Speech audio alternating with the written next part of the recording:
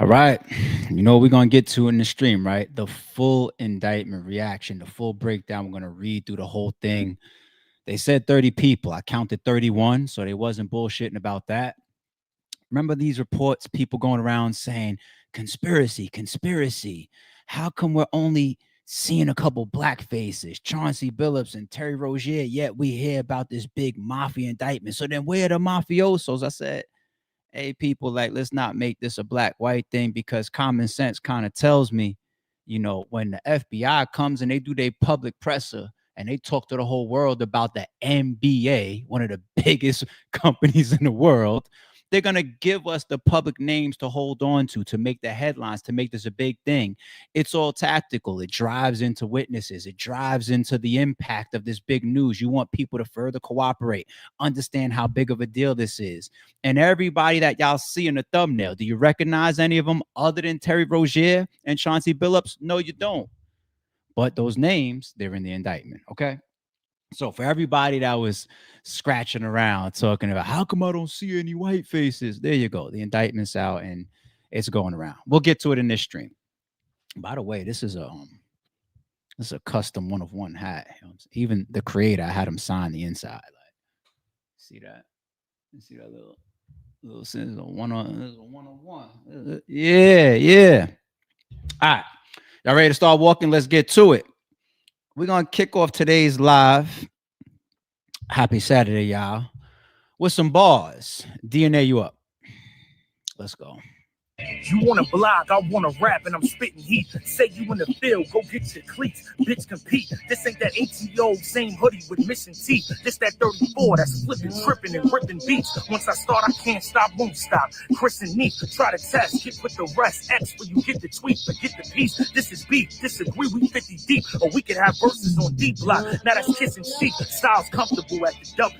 I live elite. Hotels got me diabetic, cause I'm in the suites. Yes, I'm harmless, left the garbage, never armless, extra cartridge, sketcher artist. And I don't got respect for Jarvis. I set the table for Mills. Where the fuck my man is? Batter up, come take a ride with me. That's country grammar, know you hate it. Mills never made it. Now who wanna answer? But I made these mills work for me. Now that's a double standard.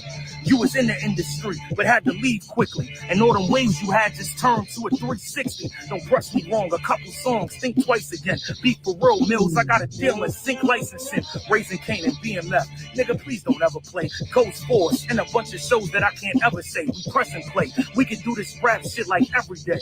And like I said, bitch, update your resume. You gonna close it off like you that? You wanna blog, I wanna rap.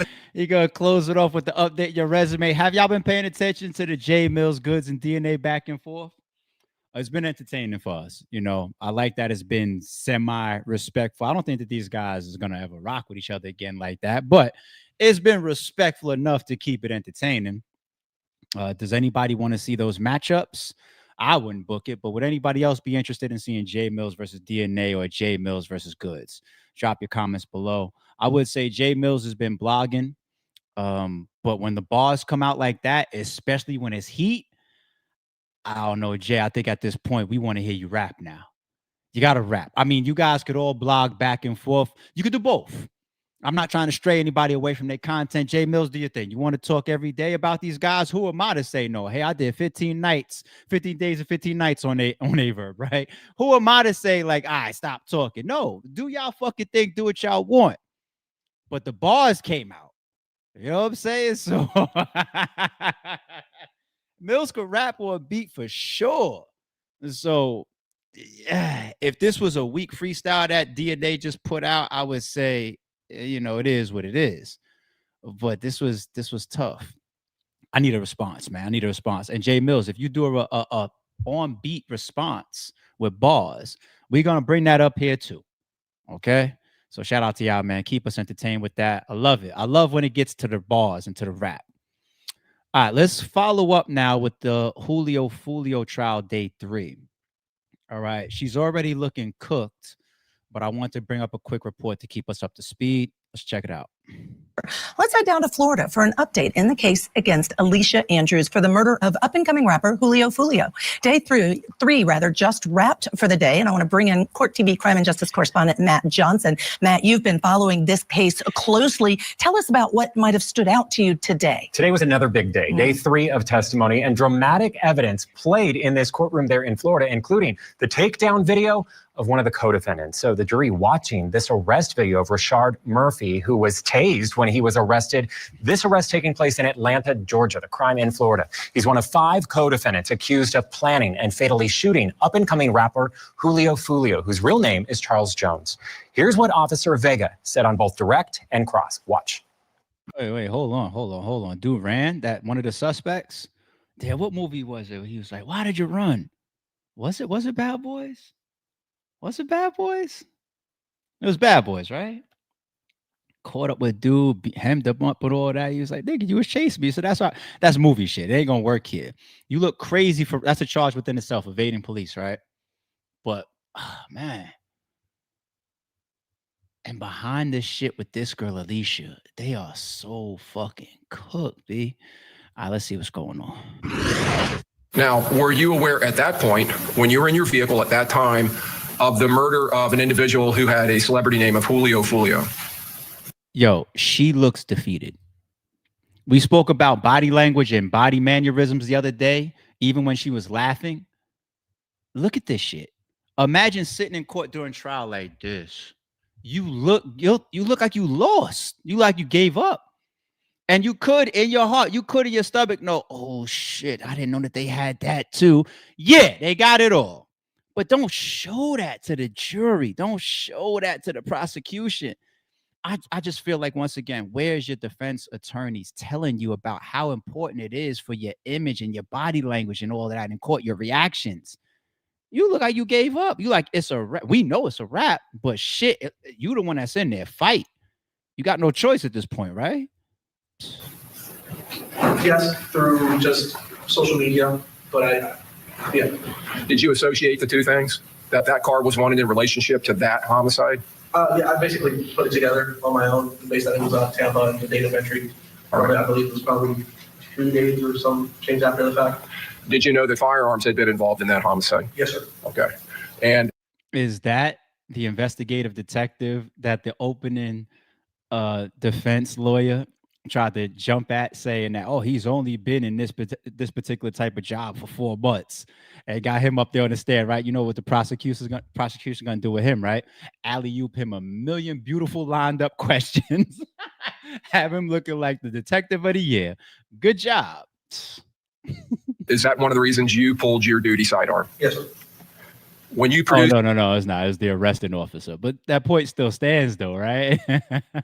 your sidearm and you were exiting your car, did you point it at the suspect that was getting out of the Chevy Cruze? I did. Did you give him verbal commands? Yes, sir. What type of verbal commands? I believe I said, let me see your hands. Just try to get compliance from the verbal. Did he comply? Yeah. What did he do? He decided to run. You ever come into contact with Alicia Andrews? No. You know who that is? If I'm correct, it's the lady who said All right. Do you know anything about her? Objection, Your Honor, outside the scope. I'm going to sustain the objection as the way the question is phrased. So rephrase your question. You don't know who Alicia Andrews is? Objection, again, outside the scope and relevance. World, you can answer. I do. Was Alicia Andrews with Rashard Murphy? No. So she didn't run? Objection, Your Honor, calls for speculation as to whether she ran. Well, I think the question was ran with Rashard Murphy. So you can answer that question. No. All right. Do you have any indication that Alicia Andrews was in Georgia with Rashard Murphy at any point in time? No. Right. Did Rashard Murphy tell you anything about Alicia Andrews? No. Not showing the witness on the stand because this is a gang case. Some witnesses are opting out. Andrews is the first co-defendant to go to trial. Here she is on all 3 days during testimony. She's been very engaged at the defense table, taking a lot of notes, listening closely. Now, if convicted, the 22-year-old faces a mandatory life sentence behind bars, not facing the death penalty like her co-defendants. Remember, she is the first to go to trial here of all of these co-defendants, and one has to wonder why. Is she just the easiest to, prosecute according to the state of Florida? Are they hoping that she testifies in the upcoming trials. You know, there's a lot of questions as to why this case went first. Yeah, and Matt, I have to wonder if it's because it's the harder. Why would they try her first, expecting her to possibly testify in the upcoming trials for the rest of the suspects? If that was the case, then she would have been in the midst of a plea deal. No. Can you take a plea deal after sentencing? Nah, they come to you before that. Like, what's the point? You don't go through the full trial and then ask for a plea, right? Can you receive a plea deal after conviction? That would be interesting. Can you? Once someone has been convicted either by a guilty verdict or a trial after pleading guilty, the window for a plea deal has closed because plea deals are agreements made before conviction to avoid trial or to settle charges. Yeah. So why would she take this to trial, possibly lose, and then end up testifying after that? Like, whatever I'm going to get hit with by the judge in my sentencing, I'm about to do time because I was just found guilty. Why make it harder on myself for now serving my time in prison by being labeled a snitch? That's the only outcome of it, right? Like, I don't get it. But anyway. Of the cases to prove, because that conspiracy could be considered harder. Now, we know in court that often a lot happens outside the presence of the jury. Tell me about some arguments that may have happened. This has been an unpredictable trial, so watch it very closely, folks. So outside the presence of the jury, there was heated arguments. Today, more passionate arguments as the jury was sent home early, as prosecutors try to connect the defendant to gang members associated with the planned murder, according to prosecutors. Now, prosecutors, they want to admit text messages from 2020, 4 years prior to the shooting when it took place, between this defendant and a rival gang member talking about the victim to establish Andrews was aware of a beef between the rival gangs, but the defense calling them too prejudicial and irrelevant. Here's the argument. Once again, you criminals got to ask yourselves, that long ago, how did they get these text messages? Now, worst case scenario, this idiot kept text messages like that in her phone. And then when she gets arrested, there's a warrant to unlock her phone. However they get into it, they get into her phone, pictures, text messages, data, whatever. We always hear the iCloud type of issues as well that come into court. But when you guys were texting, you was talking shit about, yo, he needs to die and all this, like years and years and years before this whole setup, when I actually caught up with him on his birthday and killed him. Where did they get those text messages from? Y'all be swearing shit be deleted and gone, or it's off my iCloud, delete my iCloud. You be, all right. She lives in Jackson. And what's even worse is people be having incriminated shit on things that's not even in their possession. Now, let's say hypothetically, even though I think that there's a lot going on outside of our own control, hypothetically, maybe it's understandable for somebody to think that everything related to my phone or what I put up to my cloud storage is in my possession. Probably safe to think that because you have a password to it, right? Or you're holding it in your hand.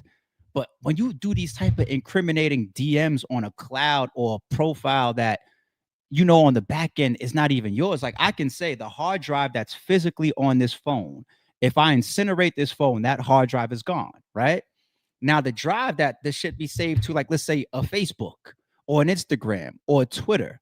Yeah, did y'all ever hear the concept? I hate to be getting technical on y'all right now, but did y'all ever hear the concept of there's no such thing as the cloud? It's just somebody else's computer, right? So when cloud computing came in, because y'all be hearing things like cloud storage, save it to the cloud, save it to the cloud. And a lot of people never take the time to try to understand conceptually what that means, right? The cloud, obviously, for anybody that just didn't put two and two together, it's not some fucking technology that's in the clouds. Like, when I mean the clouds, I mean like up in the sky. Like, no. Duh, motherfucker. Like, that's gonna come. If that comes, you know, we'll be long gone by then, okay? The cloud is a concept of just not having to locally compute or store. Like, I'm on my own computer and PC right now, right? Now, if this computer is hosted by somebody else, fucking Google or somebody, that I can consider that my shit is in the cloud. You get it? All right? So it's even out of my possession, unlike the hard drive that's on my phone. So people that DM on IG, well, I don't even got to come to you. I go to IG or to Facebook or to Twitter, and these big corporations that's probably already in tune with the FBI, and even if they not, they put these disclaimers in front of us when we sign up for their accounts that we never read.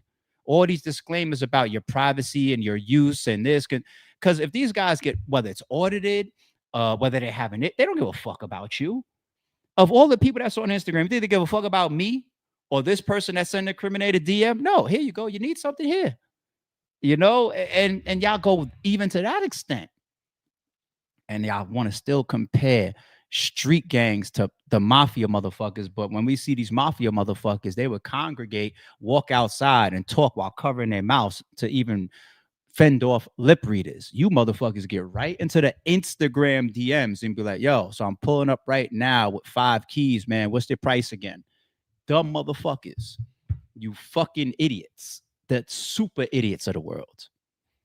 She is from Jacksonville. It is inevitable that she's going to know people or have communication with these people. Her association, and I don't mean association with the gang, I mean knowing these people or coming into contact with them is not a material issue in this case. It is another attempt by the state to put this before the jury to make it appear as though she is associated with the gang when their own expert officers, detectives, are going to testify that she's not associated with the gang.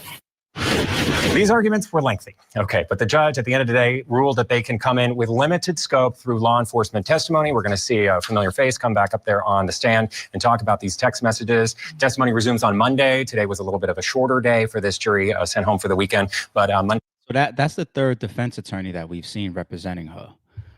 I wasn't big on that angle either. You know, every angle that I've seen from her defense so far just feels weak. And this last one of now you're going to try to prove that she's not in a gang. You know how many suspects and criminals and guilty motherfuckers, how many getaway drivers, how many spotters, how that are not in gangs? Like, and then on top of that, they're gonna easily prove within this trial that, if they haven't already, that the boyfriend is a gang member. And it's the conspiracy aspect of you being in the parking lot, you being from place to place, it being your phone that you hand over to send the text messages for, you rocking the COVID mask and trying to conceal yourself, you showing up at the Airbnb with the shooters before they move out. It's all these tie-ins. Your cell phone, I mean, they don't even need the cell phones because they got you on camera there and all this type of shit. But I'm just saying, like, you want to move all this off the table and then say I'm not a gang member? Like, you want to be honest?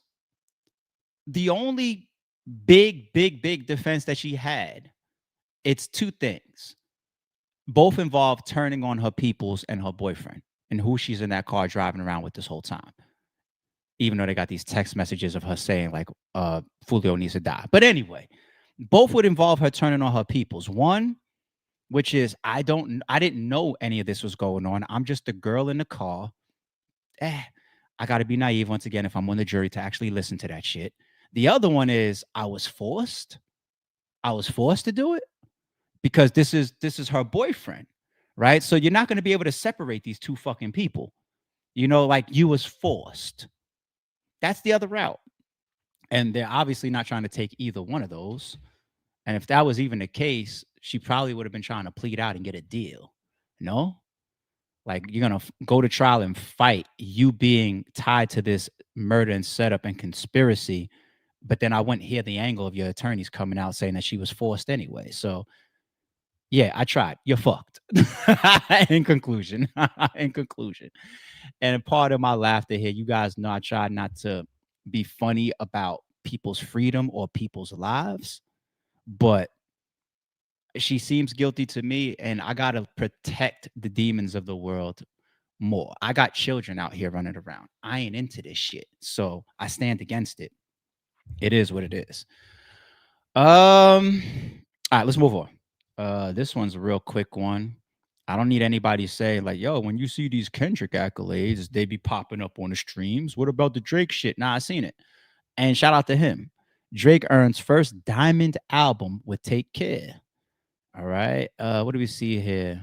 Drake Take Care certification date October 24th. So that was yesterday, 2025. Label Young Money, Cash Money, Republic Records album. what do we got here? What are these certifications? Headlines, passion fruit, nonstop, nice for what, take care, the motto featuring Lil Wayne, fire. And this is why I've always said, as much as Drake gets attacked, and he's been attacked on this podcast as well for some of the shit that we just strongly disagree with, he gonna be all right. It's Drake. And this is when you be feeling like people will follow suit. Oh, he's going to reset the industry, even though he lost the UMG case. He's going to reset this. He's going to reset that. You also got to take into account, it's Drake. Drake can do certain shit and get away with it. Loaded Lux could miss a battle and then still get paid top dollar next battle. You get it? The other 99% of you motherfuckers better follow suit correctly. All right? Go ahead and try to sue your record label and see how far Taylor Swift.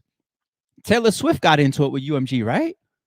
But Taylor Swift is Taylor Swift. And she even to a degree changed the movement around her. I said to a degree. No, she did. Because it's Taylor Swift. Your sales, your power, your draw, that all comes with you being able to shake up the system or at times going against the machine. All right. Drake is still selling out shows. He's still one of the Michael Jacksons of this shit, right? Of today's era.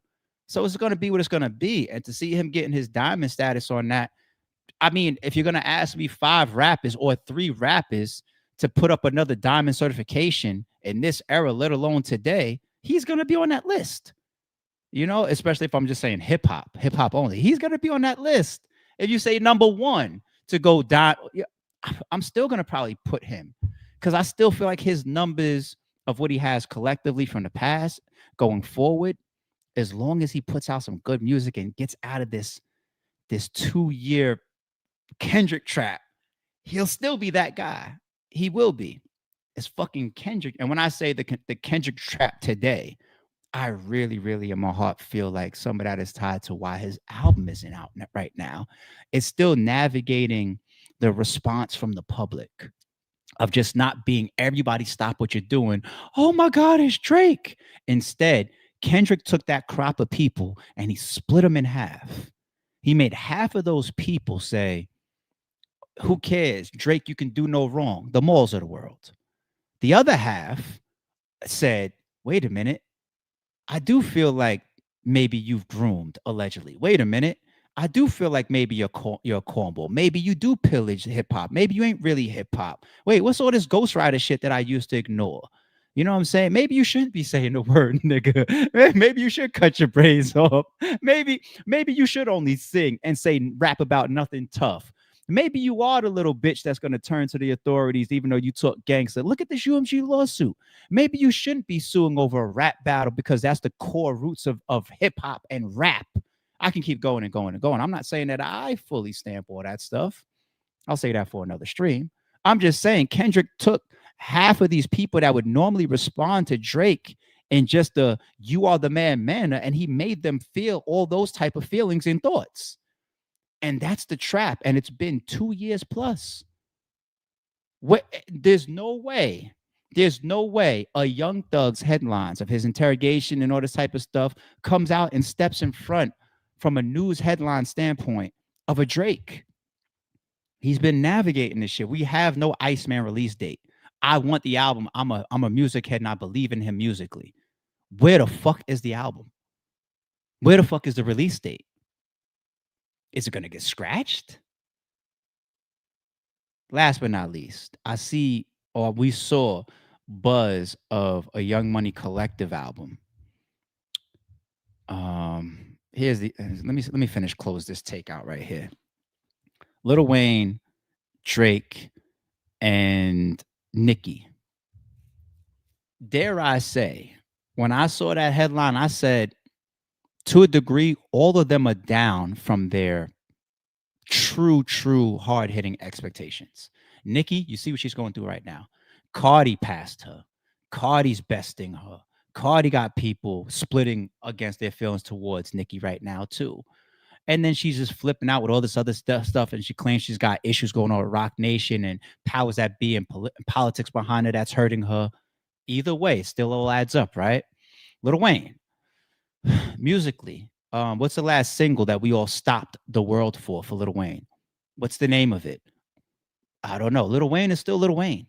right? But the last time we tried to stop Newsworthy for Lil Wayne, it was controversial. It was about people arguing whether he should have the Super Bowl over Kendrick. And we all see how things went with Kendrick closing out the Super Bowl. He took the #1 spot viewership wise.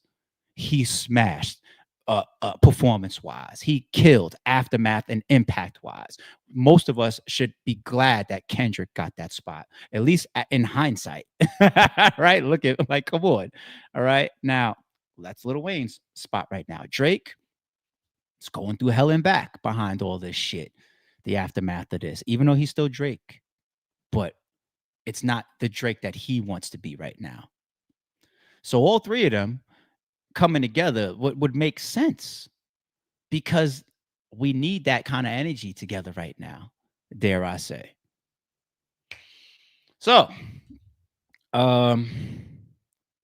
damn, I didn't know that I was going to get into that take right there, but I was bringing this up honestly 100% to show some respect to an accolade like this, which is so mega.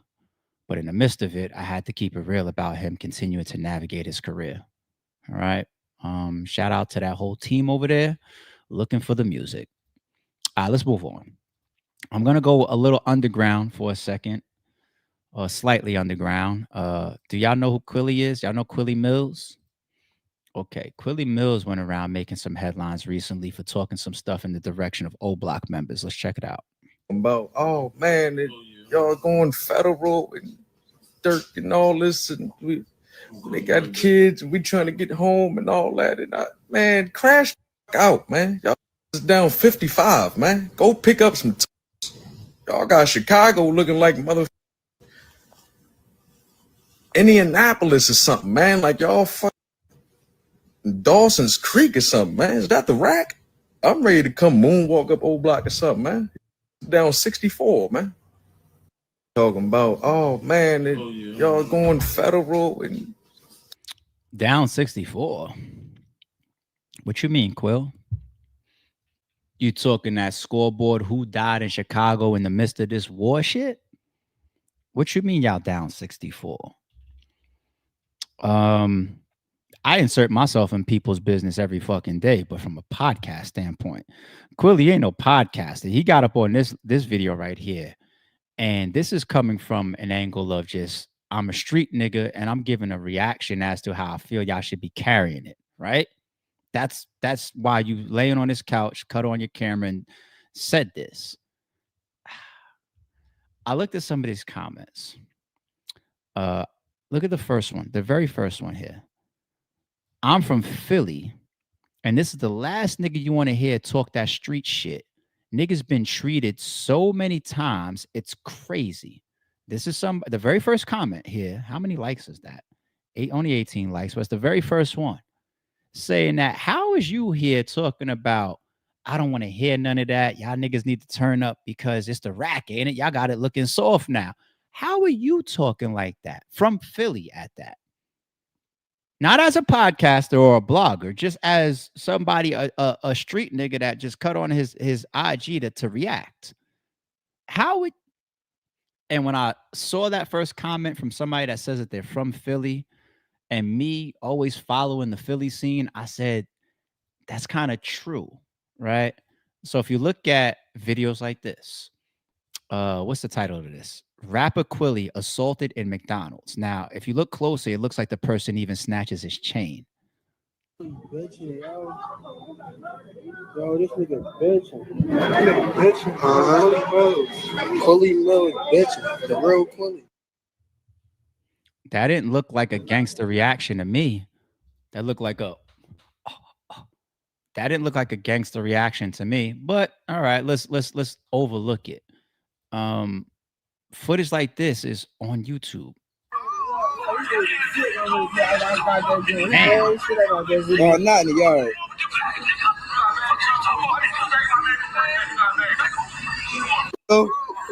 Quill getting yoked the fuck up. Dying. God damn. Oh, not in the yard. My best friend can't hold me like that. My closest friend cannot hold me like that. We don't call each other bitches. We don't disrespect each other's women. We don't disrespect each other's kids. we won't touch each other. If we touch each other, is we got to be joking. It's got to be funny shit. It's got to be that. None of my friends can seriously grab me like this. If any one of my friends or family holds me like this, by my shirt like this, drapes me up, you're getting punched in your face. I'm letting my hands go. I'm letting my hands go. Now I know some people would say, but they could have been brothers. I'm just saying for me, no brother of mine can hold me like this because a brother shouldn't be disrespecting me physically. Only an enemy should try to disrespect me physically. All right. But let's say hypothetically, we have reasons to let that one go. We could just talk about respect in the street, just general respect, just somebody just respecting you that knows who you are. What's your name, bro? Rivals, man. Look at this boy. He ugly as toe up. Hey, Quill. Your man off ecstasy out there, John. Ecstasy's a Molly. Nephew Joe. Yo, Molly. Hey, Quill. Tell him what you are, Quill. Tell him what you are. Yeah, no. Get the camera on my face. What's your name, bro? No, all jokes aside, I would like if you would take all of that down. All real shit. All right. Tell him what you're rolling up, bro. No, stop. You rolling up the jobbers. You rolling up the jobbers. My wife in there. Listen, hold up. Do me a favor. My wife in there, bro. All right, bro. She don't want to be. This ain't gonna be an episode, bro. I know. Do me a favor. All right. Please not. All right, bro. All right. It's on live, bro. No, I don't want you to put that up. My wife is in the will. Bro, we on live. I know, but listen to me. Yeah. My wife is in there, bro. Yeah. Bro, I'm not no fan, bro. If you're not a fan, your phone wouldn't be in my face. This ain't my live, bro. Y'all some triple stacks. Ecstasies and Mollies. Ecstasy and Molly. Yeah, come on. Fight me. Screams out, come on, fight me. It's just general respect. You know, Quilly's got a big name in Philly. I don't want to see videos like that when somebody's really respected. Last but not least, some people might say that this isn't fair because he really held fear in Philly and he earned it, right? The AR Ab situation. Nigga, boom. You like, nigga, when I see you, it's home. Yeah. Call next to this. It's over my own trophy. You know what I mean? All right, it's done. When I see a nigga a year later, I know, like, it's certain when niggas be rappers, they be fraud. A lot of niggas be frauds. Yeah, but they'll see you. Yeah. Shake your hand and talk to you. And then go on the DVD, say, I seen him. He ain't do nothing. I checked him. He almost ran. They'll lie and say all that. So I say to protect all that from happening, because he'll say all that and I won't see him for like 10 years. He'll hide in the house and all that. Shit. So I'm going to beat him up now. You know, and any response he have is going to be like, yeah, he beat me up, but I'm still a gangster. So, you know, I kicked his ass. You know, he can say what he wants to say now. Yeah, he said to avoid all that internet shit and niggas be like, I see niggas and they ain't do nothing. I just beat you up now. So you could be like, yeah, he kicked my ass, but I'm still a gangster.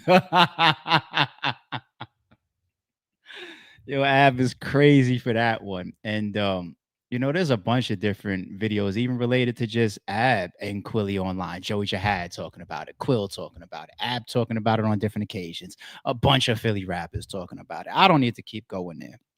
You know, I will say, man, it's not even, I didn't even walk through some of that to like violate or like call out Quilly Mills. I'm a fan of him, man. You know, one of my favorite, if you ask me a top 50 of all time mixtape, because I had to use the top 50 because I got a billion.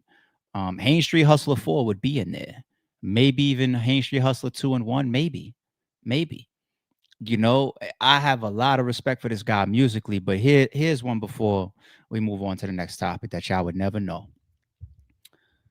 You know, RBE has always been a guy, I mean, a company or a platform that's been into these nostalgic battle rap matchup moments, right?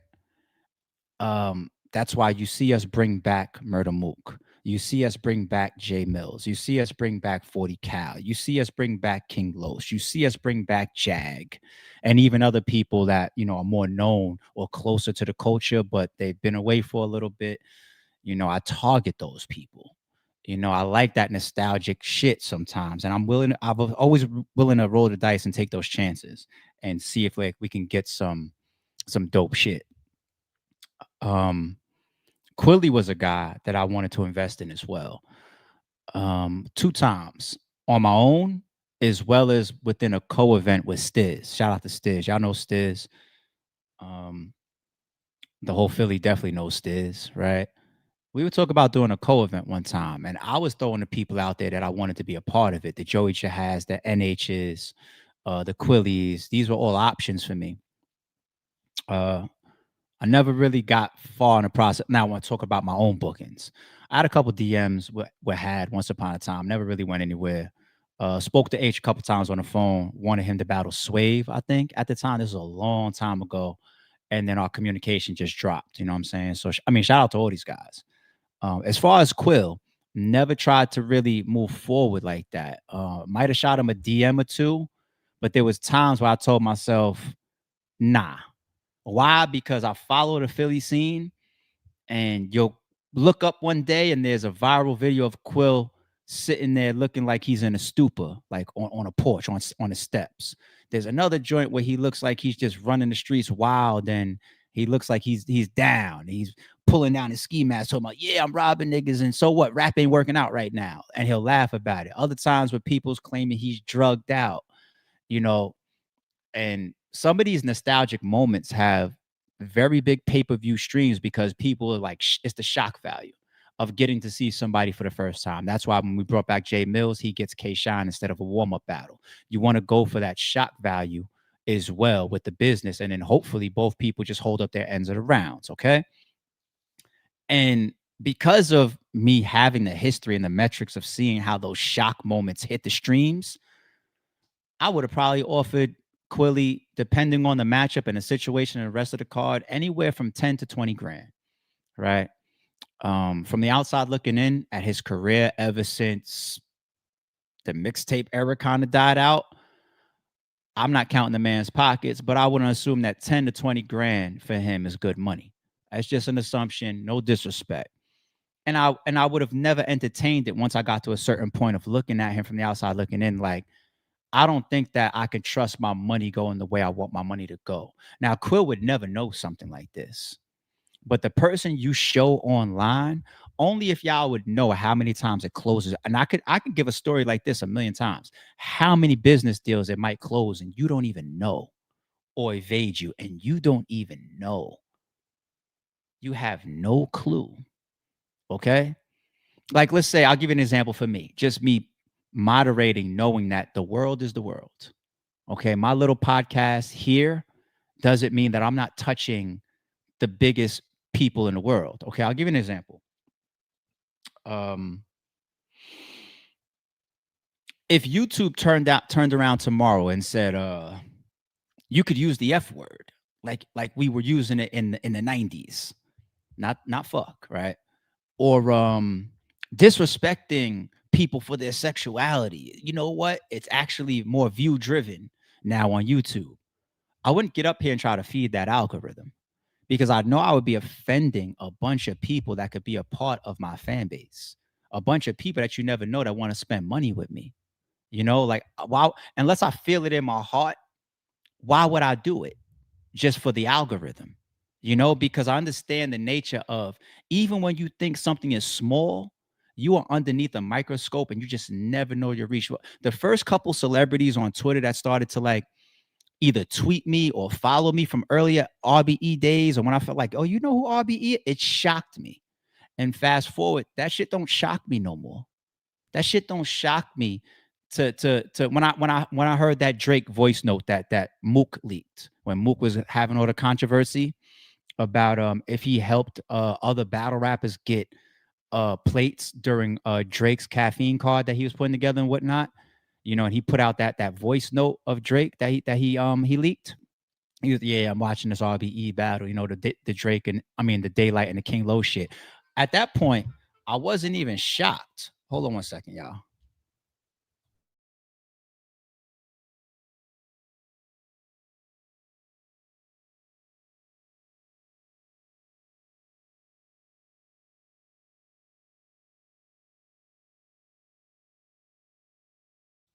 My bad. I know I was on mute, but it probably looked crazy. But what was I saying? Fucking pissed me off just now. I know, right? I see you tried it. I know. Pissed me off. I just got a stupid ass fucking call from somebody not paying attention. I think I told y'all streams ago, like I have a short, not a temper, just a short span for like real stupid shit. Real stupid shit. Like if you tell me 1 + 1 and get you 4, it pisses me off. But anyway. I forget where I was in the fucking story. But point being, you just never fucking know who's watching. And even the people that were watching me early on in the Drake shit, that's where I was. And as that grew, when I saw that clip, that audio clip come out, I wasn't shocked by that. I wasn't just like, oh my God, Drake watches RBE. Like all these hip hop motherfuckers be watching battle rap. And remind yourself, RBE is one of the premier platforms. We're at the forefront. We're amongst the forefront of battle rap. Like, duh. We have millions and millions of views. You think some of them ain't like mixed in there with people, whether it's guilty pleasures, whether it's I'm learning how to rap pleasures, whether it's I love the style of battle rap, whether it's I'm a hip hop person, so I watch hip hop in the form of battle. Like, yeah, it's like all these motherfuckers watch, and I'm conscious of that. I'm very, very conscious of that. You just never know who knows you or who's watching. So, when people get on these Instagrams and they act a certain way and they carry certain energies, they got to be mindful of just closing business and closing opportunities, and they don't even know it. But anyway, all right, let's move on. I hope that was a nice little narrative that we added on, because that to me was the bigger piece of that Quilly segment. Now, I wasn't trying to get at him or nothing like that, because I knew all that stuff was online for years. That wasn't me trying to get at him. That's me just being real. All right, let's go. We're starting to now move into the title slowly but surely. Let's get a quick update from the FBI, or the lead from the FBI. He got up there and cooked Stephen A. Smith for one of Stephen A. Smith's takes. Down the street. By the way, this was so wild.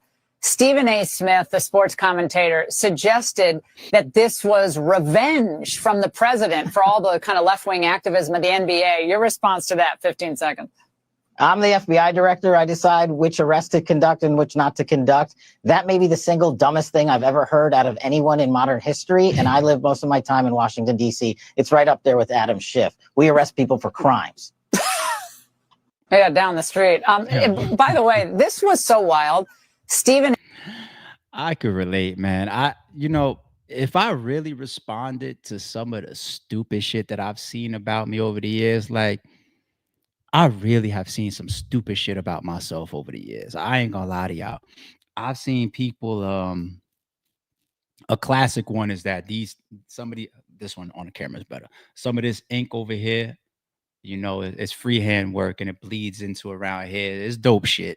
If you ever seen a beach picture of me on my Instagram or whatever, or know me in person, whatever, been with me at Dre's pool party and I have my shirt on, whatever, you'd see it, right? There's people like bloggers that said like ARP has hands, like on some gay shit, hands on his shoulders.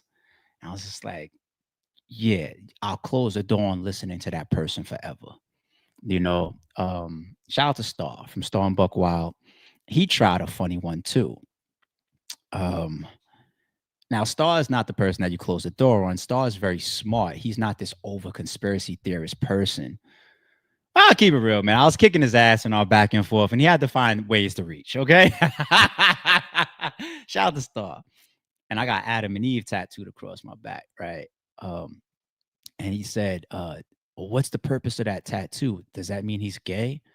And I was just like, damn, you missed the mark with that one, because I'm not even into religion, but isn't Adam and Eve a a heterosexual couple reference in the Bible? Am I missing something?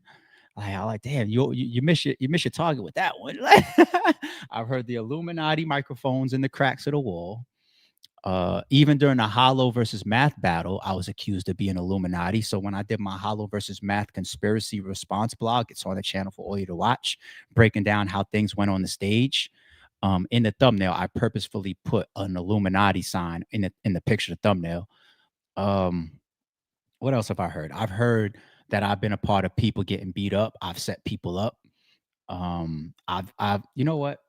Me even getting into some of these stories entertains some of these fucking creeps and weirdos. So I'll leave it alone.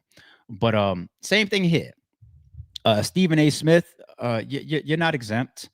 And Stephen A. Smith's job is to give takes and reactions to the area of entertainment that he covers, the sports world. And I respect it. He's a smart guy.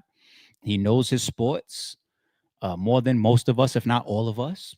To keep it 1,000, he's been in the field. He's earned what he's earned. Some people don't like him for certain reasons. That's his business. But I mean, come on. When you get up there and you start saying some of this outlandish shit, it's always going to be like, ouch. If the person that's the leader of it comes forward and says, that makes no fucking sense. Like the fucking director or whatever, the lead FBI person running the whole case is like, yeah, I don't know what that Eddie is fucking talking about. But anyway, if you guys got any questions, ask me. Anyway, I don't want to turn that into the long one because, like I said, it's going to bleed in a little bit. Let's get into the mixing of the snitch angle slightly because Gilbert Arenas, we're on our way. All right, so let's start to mix in the snitching angle a little bit. King Yella, I know I use you respectfully as a reference at times as far as, you know, how he justified why he said what he said about 600 Breezy. But this one right here, it's just like, why are you adding fuel to the fire? Tell what I do. I ain't no snitch. Come on, gang. You took a plea agreement before. Snitching is when you do something and you tell the people what you do. Snitching ain't you. If I tell what you did, that ain't snitching. Oh my God. You just said some weird ass shit. But listen, Mario did this. I don't tell what I do. I ain't no snitch. Come on, gang. You took a plea agreement before. Snitching is when you do something and you tell the people what you do. Snitching ain't you. If I tell what you did, that ain't snitching. Oh my. Hi. Hey, King Yellow, I'm gonna give you some slack there. I'm gonna say one, possibly I didn't pull up the whole interview. Possibly there's just way more context there. Maybe you were joking, right? That's one.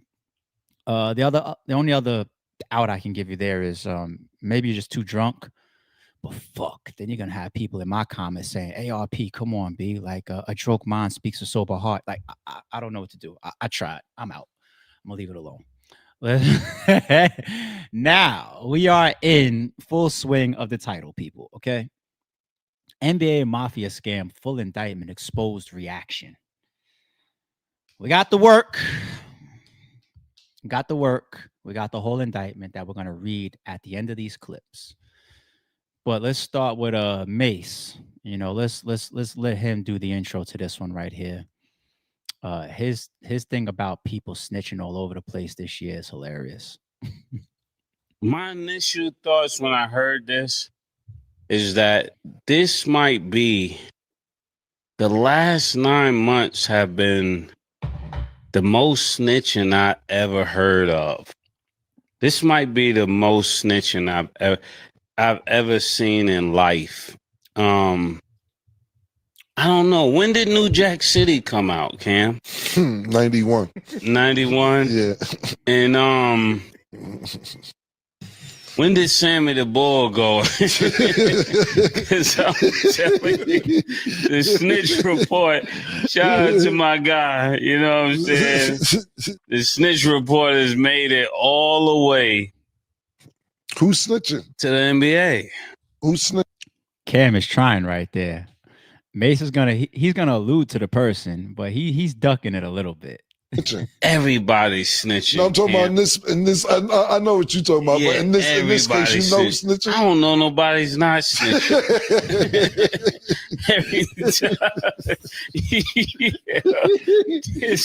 The last 12 months might be the most snitching I ever seen, man.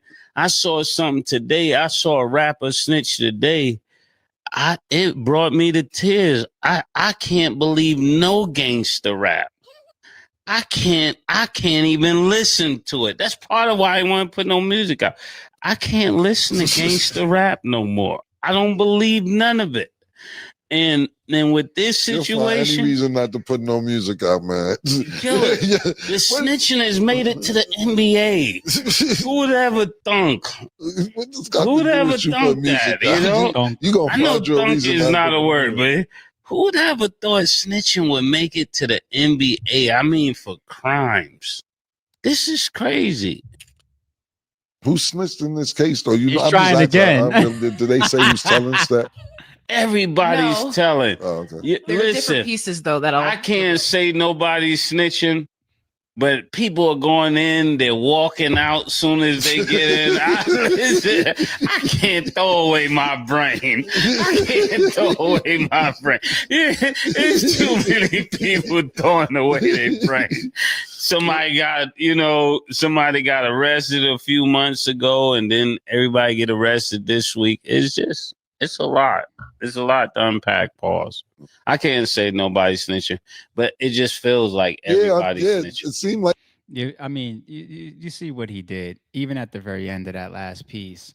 Somebody gets arrested a couple months ago, and then this week everybody gets arrested. Who is he talking about? Like, we all know.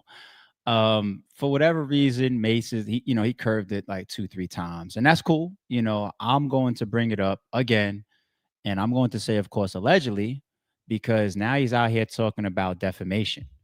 Okay. Gilbert Arenas threatens defamation lawsuits over gambling snitch accusations. Okay. Some people is calling this a mini crash out. I'm disappointed in y'all. Like, the trolls, I'm fine with y'all. The people who are supposed to have better integrity and supposed to be knowledgeable about stuff, sites that have information, like FBI is speaking, telling you everything that's going on, how long this has been going on. And you take my trolling in my case against the people in my case that I don't know. I don't know how that has translated to me telling on a whole nother group of people. I'll answer that for you, Gilbert. So it's very, very common. What happens is when people get jammed up in what you try to give this overtone of my own case that has nothing to do with that case.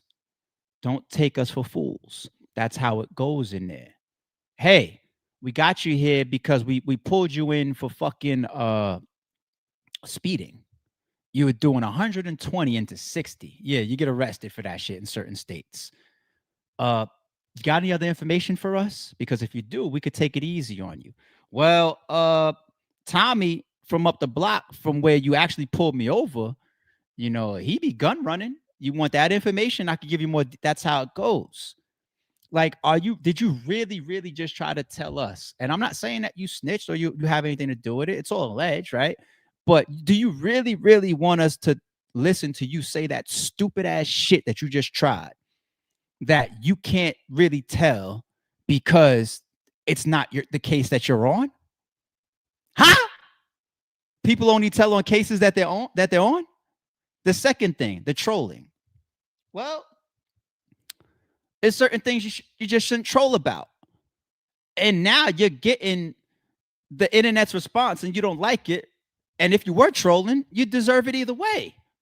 Because when you got arrested, it was you did shows and you did with your co-host and your own stream with the green screen shit behind you. I remember I'm snitch, I'm telling, hey, you said this shit. And then when this indictment comes down, you started trolling again.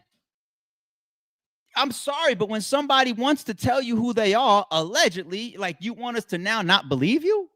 When it goes viral that Gilbert Arenas might be tied to this shit, not just because the logic of, hey, this guy got arrested a month or two ago about gambling. What if? So the tie is already going to happen on the internet. It could be wrong. It could be people just putting puzzle pieces together that don't line up. That's very possible, but it's logical is the point. And then you add yourself to the mix by calling yourself a snitch multiple fucking times. Then you sue behind it. Now, that is what I call the rat behavior.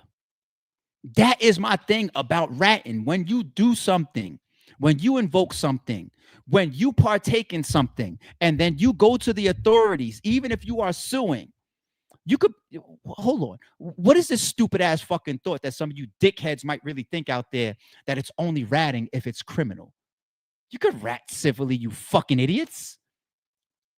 You could rat civilly. If I did something with somebody and then I lost partnership, like me and my partner started a company and we started it with illegal money. Okay? And then my partner, who had more stock in the company, found a way to force me out. I'm just making up some stupid shit. Now here I am, I'm not in the company. And then I sue him civilly for the amount of money and then say it was illegal money that he brought or whatever. Look at all that illegal shit that's in Fat Joe's paperwork, yet that is a civil suit. If you're involved in any of that, then yeah, you're a fucking rat. Or if you're a street nigga, you're a fucking rat. Yeah. So Gilbert, you know, calling yourself a snitch multiple times on the internet, and then when people clown and say, okay, you're the snitch behind this other situation possibly, and then you say, I'm going to sue you now, that's rat behavior. It'd be totally different if you got arrested, minding your business, and then everybody started calling you a rat, and you look up and say, why y'all calling me this? I didn't do nothing. It's even impacting my business. I'm going to file a civil suit on somebody that did that to me. I wouldn't have no issue with you. But when you create something or when you partake in something and then you go to any type of authority, fireman, policeman, teacher, mother, father, brother, sister, anybody with authority to say you are wrong and to exact some type of law, especially if it's exacting law. People try to separate civil from criminal, but it's still a fucking judge or possibly a jury that decides. That's an authority. We're in front of a judge. And he's exacting laws on you saying you breached this contract. He's upholding laws. If you partook in that shit and then you fucking went to that lawyer or to that judge or to that court, you're a rat. Don't separate civil from criminal, you fucking idiots, because some of y'all called y'all little brothers and sisters for rats for telling mommy and daddy on you or telling the principal on you for cheating on your tests. It's all ratting if you partook. Pardon the rant, but yo, fucking Gilbert, what you just said, you took us for a fool just now, and then you're talking about suing over some shit that you created, possibly? Yeah, good job. Real good character traits that you're showing. Real good character traits. I don't even know how the two are even thought about connected. They don't even have to be. I just said that. Legally, they don't have to be. But snitches connect shit all the not saying you connect shit all the fucking time. What are you talking about? What are you am I going to be able to get through this video? What are you talking about?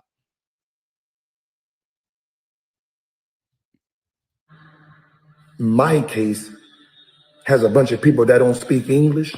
I don't know their names, that rented my house. And somehow, because my poker table in the house is confused with I running this. I get it. Cool. Don't know how that is connected to someone hurting their foot or hurting their foot, betting that they have a bad game. Actually, let me help you out. Because maybe there are idiots that's on your social media and in your comments and all that saying that you guys are connected. Maybe you're responding to them. You know what? Let me clean that up. But you definitely, as per the title of this video, as far as suing over defamation because of all the rat shit, you better not try to convince me or anybody else that you couldn't be a rat about a case that you're not in. Because then you'd be taking us for fucking idiots. And I feel like you did that in the first clip. In 2023. Not sure how those two connect. A coach. They would connect via a rat. Not saying you, allegedly. Right? I'm not saying you. I'm just answering the question. Rebounding. Giving out information on games. Not sure how those two are connected. The one that sounds connecting, is the coach who was hosting games, allegedly hosting games in Vegas or wherever, inviting people, pros, poker pros, and somehow, and they had 20, 30 China infused technology. In 2019, that had glasses and all that, all this James Bond stuff, which I've never even heard that people went to that level of, God damn it, winning people's money. The victims of that case, think about it. When you lose money that much and they're trying to strong arm them, they go to the feds. In 2019, means pre-COVID, means before the Lakers won the championship. Point. The FBI is saying they've been looking at them for 6 years. It took them 6 years to get 34 people to tie it all together. How does that? Damn, you would have to be taking me for a fool once again then. So what you're trying to say is the moment that an investigation starts, any cooperation or any snitches that they have had to be involved in that point, from that point forward. What? I could run an investigation if I'm a detective for 10 years and meet a critical snitch in year 8. I mean, the mafia was getting investigated for how many years, and then their jewel, Sammy the Bull, dropped in at what point? Towards the end. Like, what the fuck are you talking about? What the fuck is he talking about? What the fuck are you talking about? You need to stick to sports and allegedly gambling and allegedly snitching. What the fuck are you talking about? Have to do with my, and they had, did they play at my house? My case is at my house. Did they come to my house and play? By the way, also the angle of just giving up. Oh my God. Do we not act like it's not a thing of just giving up information? I can't be a snitch because none of those people played at my house. This is like the 3rd time you've taken me for a fool in this video that you posted.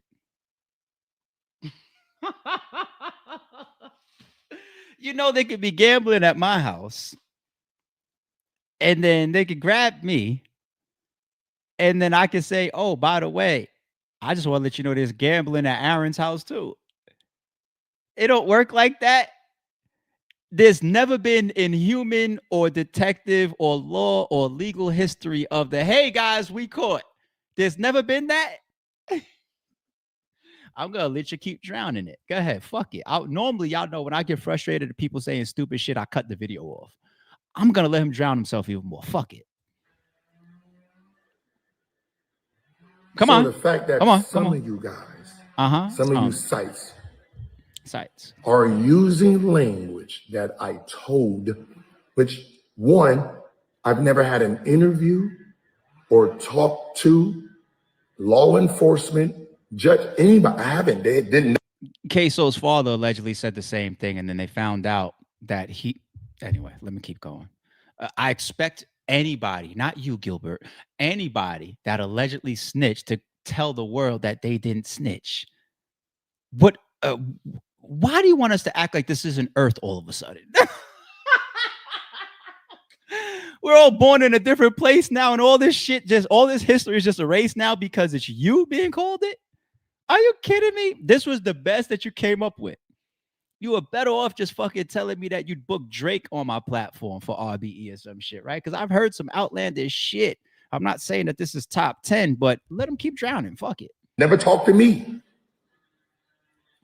Haven't talked to my lawyer. Like, I know my case. I'm not worried about my case. I know what I did. I know the only thing I did. If you have my case, 900 pages. Was it? One line. I think this is Gilbert Arenas' house. That's my. Was that the only thing? Did we do the paperwork, people? I'm trying to remember. Did he just lie to me? I don't remember 900 pages, but did we do his shit? And there's one line in it that says Gilbert Arenas' house. Was that it? Was that it? Allegedly. Don't I remember things like even the table and all that, like having your name on it and shit, and like, was that it? Is just one line in this indictment? That's it? All right, I'll take your word for it, buddy. I'll take your word for it. My case. Did they play at my house?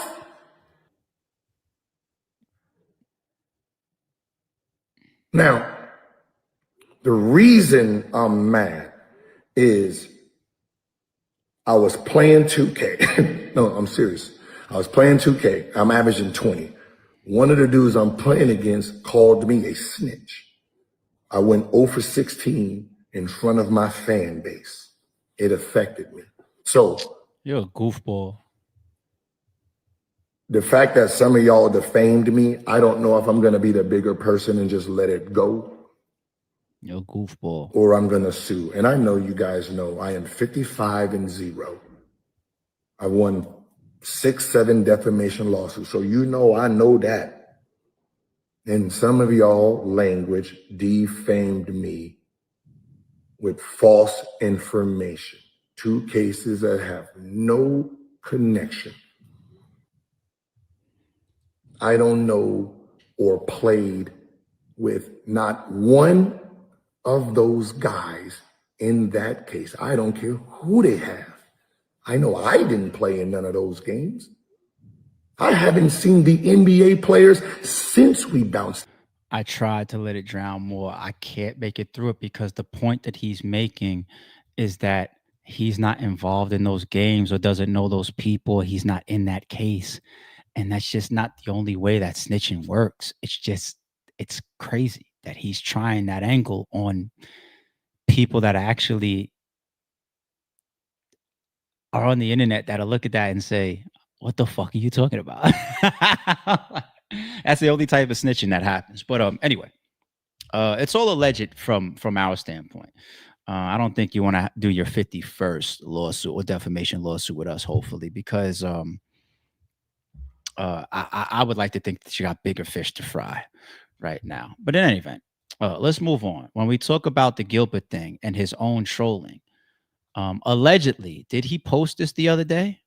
Did he post this after the Chauncey Billups and the Terry Rozier and all that came down? Because it hit every major website. We brought it up on the other stream as well. This is the Shade Room that posted it. You can go sue them if you want. If you didn't tweet this, it says Gilbert Arenas, blue check, no chill, Gil 0. As a matter of fact, give me a second. Got that informant lunch special this morning. $ or hashtag Agent 0. Informant lunch. So they made this tweet. It's people making this tweet up on you. And now you're talking about suing them for defamation. No chill, Gil 0. You'd be smart to delete this tweet at this point, but if it's still up there, I swear to God. No chill, Gil 0. Let's try it. I'm curious now. Fuck it. At no chill, Gil 0. Is that it? And is that why he called himself Agent 0?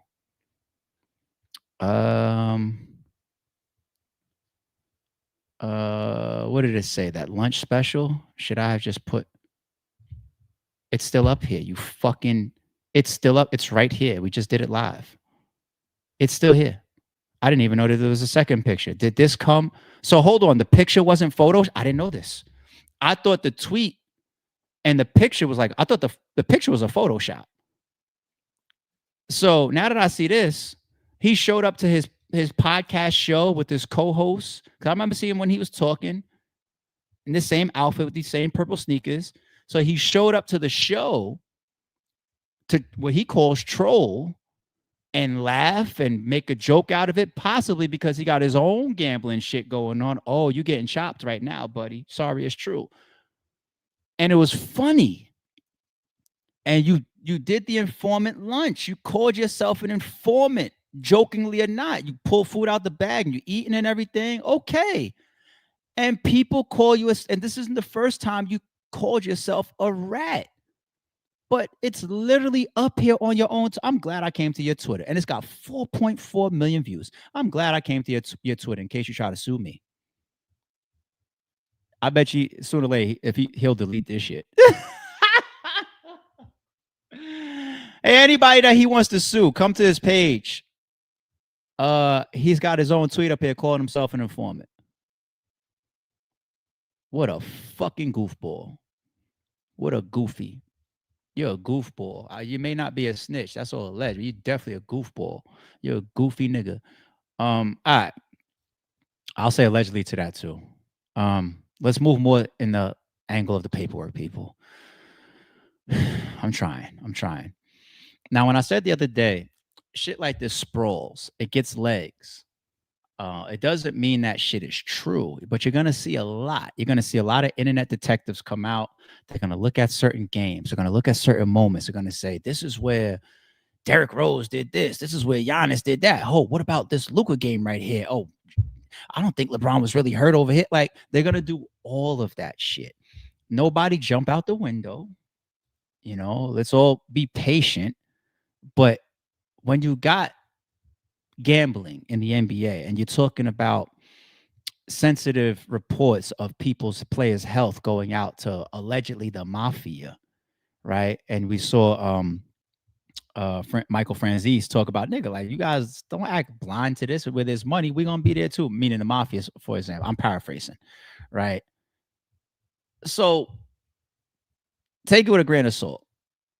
But look at this one. It says, report former NBA star Kevin Garnett was among the former athletes who took part in the 2019 private poker game tied to individuals indicted in the DOJ's Operation Royal Flush. I haven't validated this post here. I'm just saying, so it begins. Okay. Here's another one. You got, look at this one. All connected from Mr. J.R. Smith. Remember that J.R. Smith didn't know the score in game 1 of the finals. Guess who was the assistant coach for the team? Damon Jones. Guess what happened later? J.R. throws a soup bowl at him. Okay. Guess what happened later? J.R. throws a soup bowl at him. He was the assistant at the time, Damon Jones, Cleveland Cavaliers. J.R. Smith earned his 1-game suspension from the team Thursday by throwing a bowl of soup at the assistant coach, Damon Jones. Multiple sources with knowledge of the incident told ESPN. So what are you trying to tell me? That he threw the game at that classic mistake and then he got himself suspended? Is that what you're trying to tell me? I'm not saying that's an easy one for me to believe, but the point that I'm making right now is so it begins. All right. All these situations getting looked at. Let's do one more before we get to the paperwork. Conspiracies, of course. James might be involved in the biggest gambling scandal in sports history, and the FBI has receipts. So on opening night, the Portland Trail Blazers lose to the Minnesota Timberwolves. And on the very next morning, their head coach, Chauncey Billups, gets arrested by the FBI. Why? Because he was playing high-stakes poker with the Italian Mafia, using rigged machines, hidden cameras, and x-ray glasses to scam NBA players out of millions of dollars. I do the best I can and let the chips fall where they may. You know that about me by now, quick. But it gets even worse. Oh, that was funny trying to take that clip using chips. Y'all caught the ball, right? Oh, y'all funny. First, Terry Rozier was arrested for fixing his own prop bets in Charlotte, pretty much tipping off some of his friends and family that he was going to leave a game early due to injury, and as a result, $200,000 of prop bets were placed on his unders. Speaking of unders, we have some pretty good plays in my Instagram story for Prize Picks, but on top of that, just look at the footage. I mean, tell me that this man is actually trying to... Yeah, we saw this game. This is the classic one. He was already investigated by the NBA for this. Gilbert mentions, 6 years and all that. Does that time span cross this game? I think it might, because he's been on the Hornets for how? I think it might, which shows possibly that the NBA investigated this, cleared him, but the feds were also investigating, and they stayed there, and they continued. All right. Is Gilbert Arenas' one federal? Let me pull that up real quick for y'all. We're going to go to the paperwork next. Is Gilbert Arenas' gambling case federal or state? I forget. What is it? Gilbert Arenas' case incident. This is Superior Court. It's not federal, it's state. Okay. I was just curious. All right, y'all ready? Y'all ready to move on? All right, let's go. Get those likes up on the streams. Always the hardest part for me to sit here for fucking 5 hours. And we're not going to do it that long, of course, and read. That's only 22 pages. All right, everybody. So here it is. Once again, I'm going to double back to the intro when I said the people that were coming out and trying to make it racial. Like, how come we're only hearing Chauncey Billups and Terry Rozier names, the black guys, but you guys say there's mafia involvement? Where's the white faces? Well, we don't know who they are, but here you go. I can guarantee you Ernest Aiello. I can guarantee you that's not a black person's name. All right. Ernest Nelson Luis Apicella. That's an Italian if I didn't know. Also known as Lou AP. Allegedly. Amar, whatever this is. Saul. Saul is a what kind of name? Chauncey Billups, the names that we know, the celebrity names that, of course, were going to be publicized. Matthew, also known as Matty. I've never seen a black Matty before. That's Italian, B. I don't give a fuck. And the wrestler, come on. Eric Ernest, also known as Spook. That's not a cool name. That's a little racist right there. Spook. Lee Fama, John Gallo, Marco Garzone. Yeah, these are like all white names. Like Thomas Gelardo, also known as Juice. Jamie Gillette, Tony Goodson. Is anybody recognizing any of these names? If so, throw it in the chat. Also known as Black Tony. That might be a black person there, Black Tony. But then again, you never know. Kenny Han, Shane Hennon, also known as Sugar. Osam Hody, also known as Albanian Bruce. Well, he better be Albanian. And Big Bruce, Horatio Who sounds Asian. Okay, Zen Who sounds Asian, also known as Jonathan Chan. Oh, even the alias is Asian, Chan. Jonathan Who, Screwly, and Stanley. Oh, those are real aliases. Stanley. Damon Jones, Joseph Lanny, John Mazzola, Curtis Meeks, Nicholas Mincusi, whatever. Michael Renzulli, super Italian. Sicilian, straight from Sicily or some shit. Angelo Rigario Jr., Anthony Schneider, whatever, also known as Doc. Robert Stroud, also known as Black Rob. Seth Trustman, Sophia Way, also known as Pookie. Julius Ziliani, also known as Jay. All right, here's the introduction. At all times relevant to this indictment, unless otherwise indicated, beginning in at least 2019, the defendants and co-conspirators engaged in a complex fraud scheme to rig or cheat at illegal poker games in the Eastern District of New York and throughout the United States. The rig poker scheme or the scheme. The defendants and their co-defendants carried out the rig poker scheme by manipulating certain poker games at otherwise non-rigged or straight illegal poker games, including weekly poker games occurring at location on Washington Place, got the addresses, and Lexington Avenue in Manhattan, New York. The Washington Place game and Lexington Avenue were on record with and operated with the express permission and approval of members and associates of certain organized crime families of La Cosa Nostra, who provided support and protection for the games and collected owed debts from the games in exchange for the portion of the illegal gambling proceeds. Now, when I hear at least this particular insertion of what you're going to allege the mob, right, La Cosa Nostra, and say protection and collecting of old debts, enforcement. Now the guy's got to come up with police money every week type shit, right? You need street people to go collect debts, right, from illegal activities, right? You need gangsters to do that, allegedly, right? Even providing of protection. If we got hundreds of thousands or millions of dollars going around and some of these high-profile names coming into these games, and you got to provide protection, it's not off-duty police officers that they're hiring, right? Unless they're corrupt. You need respected people that you like, you play around these type of situations, you and your family might go too. There's a lot of money and connected type of people that be involved in the world of gambling.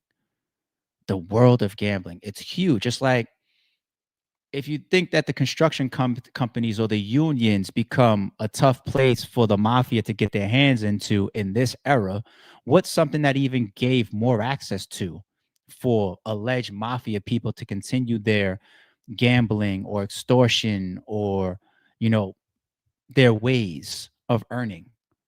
Sports. Okay? Sports will always be there. Sports will always be there. And some of these sports figures know these motherfuckers. Some of them might be getting extorted directly, let alone a gambling game where you're getting set up with fucking rigged tables. But anyway, victims of the rigor poker scheme, the victims believe they were participating in a straight illegal poker. Oh, they believe they're in straight illegal. Well, that's a double there. Games, and they were gambling against other participants in equal footing. In reality, however, the defendants and their co-conspirators, who constituted the remaining participants reportedly playing in the poker games, worked together on cheating teams. Collectively, the cheating teams that used the advanced wireless technologies and to read the cards dealt at each poker hand and relay the information to the defendants and co-conspirators participating in the illegal poker games. That also sounds like you had allegations that came out about that for Adrian Broner when he got arrested. Not arrested, I'm sorry. When Big U got arrested. When Big U's indictment came down and those other 60s, remember there was talk about Adrian Broner being a part of rigged dice games. Allegedly, of course, but it's the same type of setup where you have a higher power, the alleged illegal organization, allegedly the 60s or allegedly the mafia, right? Those powerful people, strong people, feared people, but then you also have a face, the Chauncey Billups, or allegedly the Adrian Broner, the face to lure in the squares like me to gamble with, lose their money, and if you don't pay up, here comes the fucking enforcers and start threatening. You get it? It's like we hear about this shit all day, every fucking day. It's not new to the world. It's all alleged here, of course, but it's not new to the world at all. The defendants. All right, we're gonna scan some of this because they're just naming them here. I want to see if they're gonna call out anything crazy, like from a team or for some high power company that we know.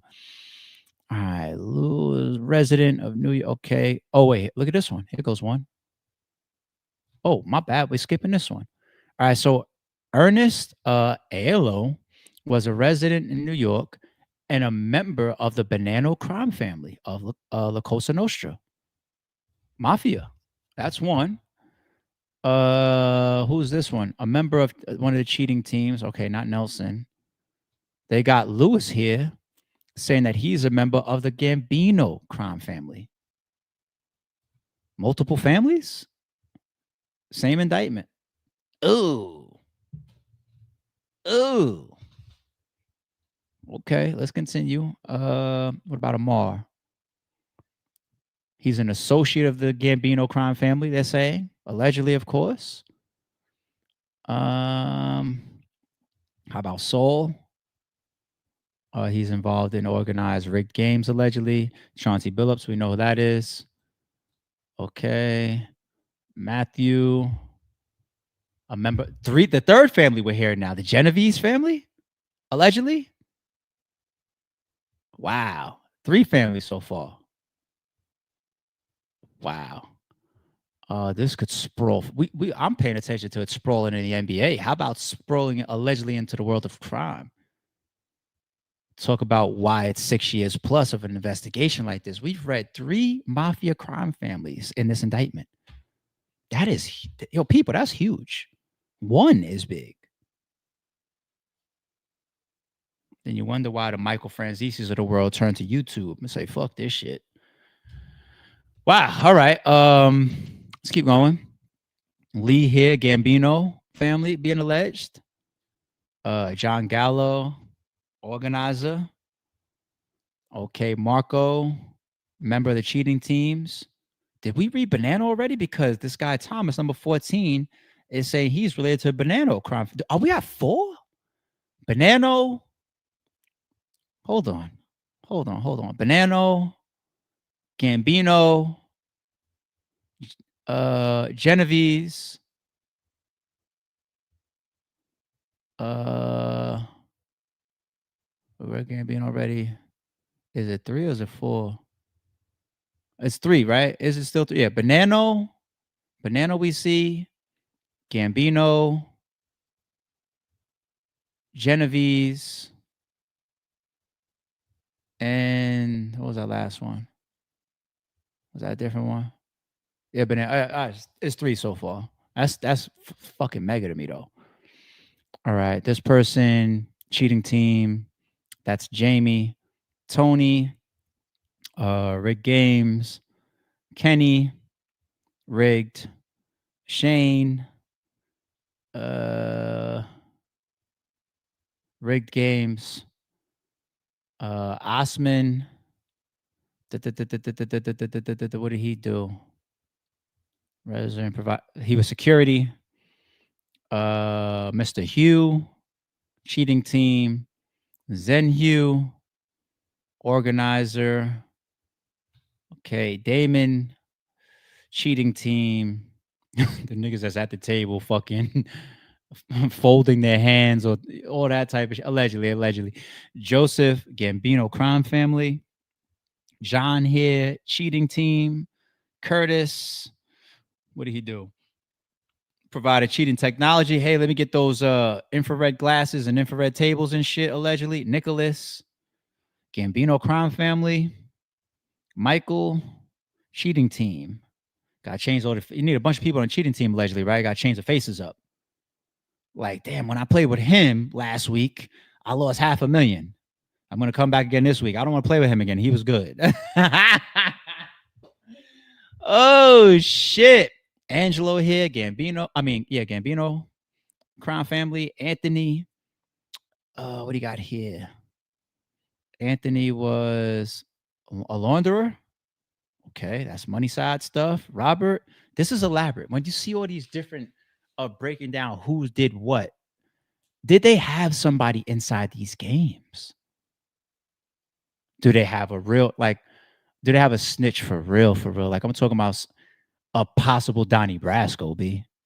Because to know all these people and how to, you could find some of this stuff out if you're running some super high op investigation, I'm going to assume, right? These people know what they're doing.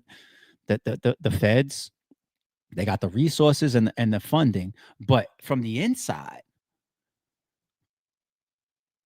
don't be surprised if there's a Donnie Brasco in there I'm not reaching. Don't be surprised.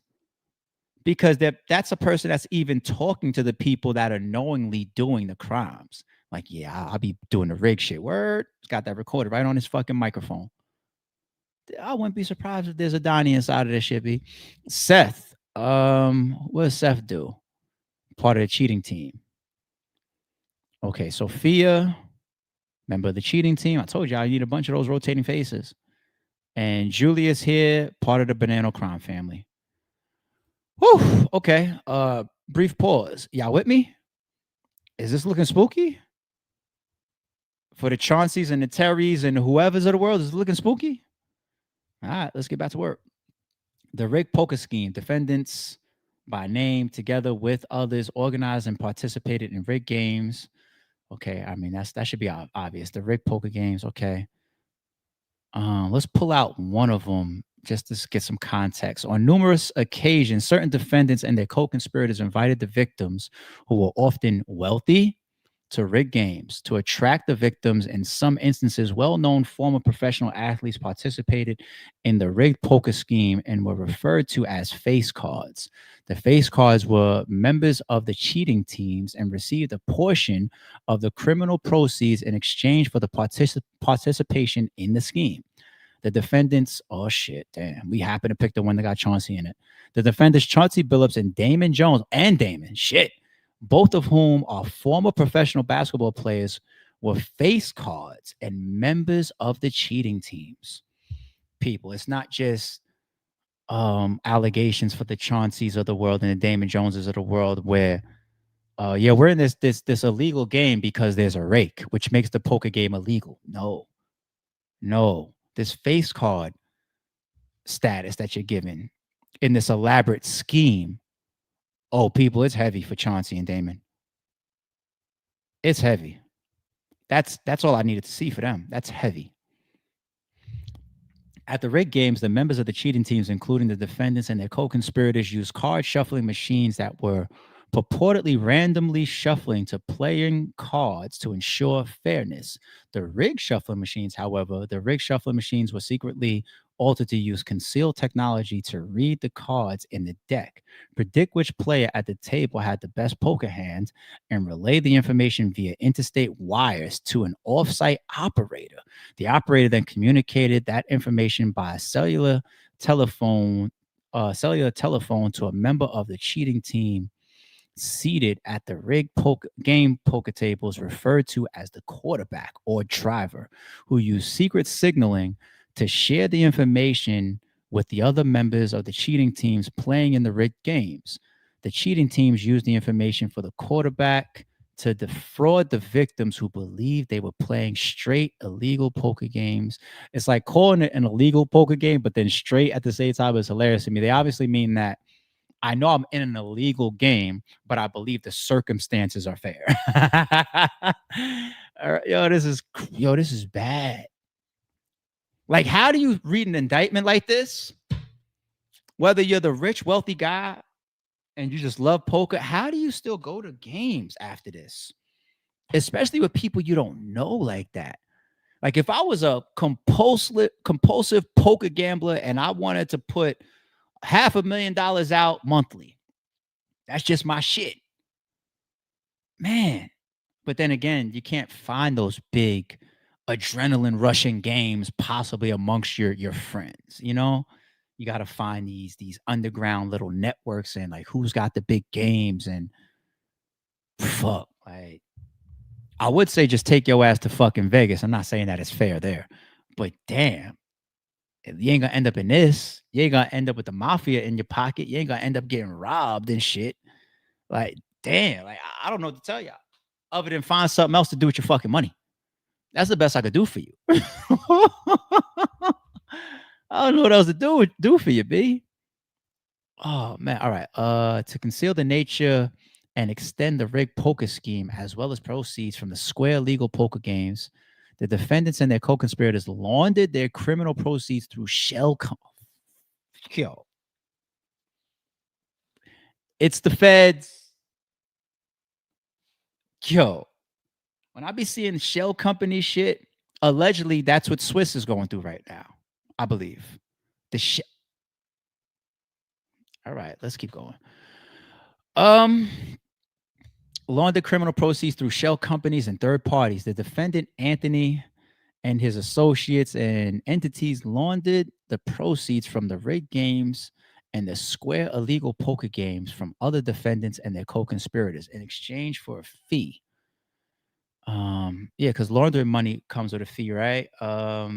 What example did we see for that one? Bad Boys. Bad Boys, was it 2, 3? The one with is it Gabrielle Union? What's her name? That's with D-Wade, right? Remember, she was an undercover detective and she was helping them watch their money, but you got to give up a percentage of the bread for getting the bills cleaned. Some of that was even shown in The Wire too. Marlo cleaned some of his money Prop Joe was showing him the ropes, and he brought clean money to the Greeks when he was trying to get them as his plug and cut out the middleman. Marlo was a beast, by the way. But and some of y'all are listening to me right now haven't watched The Wire. Hopefully, little pieces like this show you like, damn, I need to go watch that shit.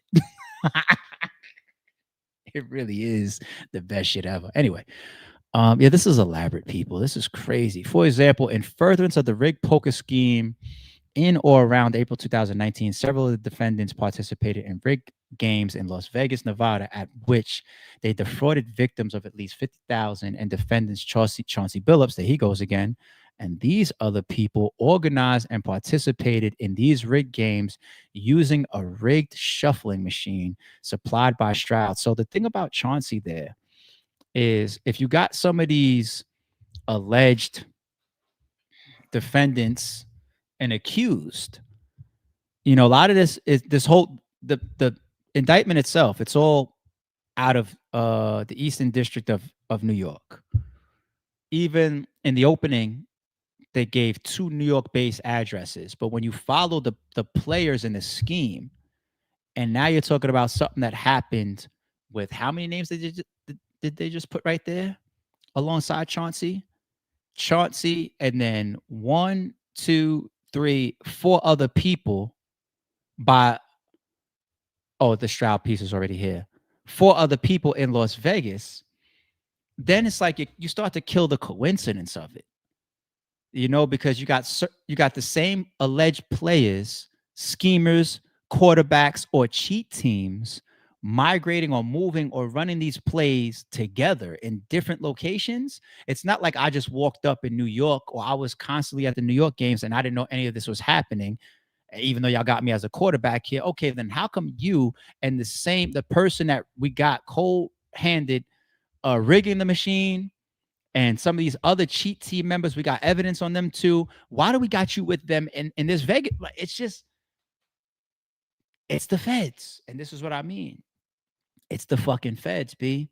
This is going to be another trial that, if you guys are following me, it feels like a lot opens up from the box just from reading the indictment. And then when you get into the trial and the prosecution really starts to play like, by the way, it's like, oh shit.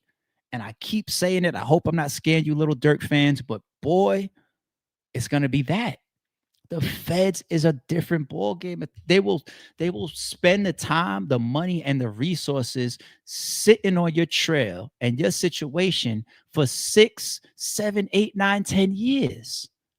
What kind of information do you have even after 5 months? 6 years. Yeah, convince me there ain't no Donnie Brasco in this shit. As another example, in or around June, July 2023, several of the defendants participated in rigged games, the Lexington Ave game, at which they defrauded John Doe. I wonder if that's somebody that's telling. An individual whose identity is known to the grand jury, of approximately $1.8 million. Yeah. He went to the feds like, I need my bread back.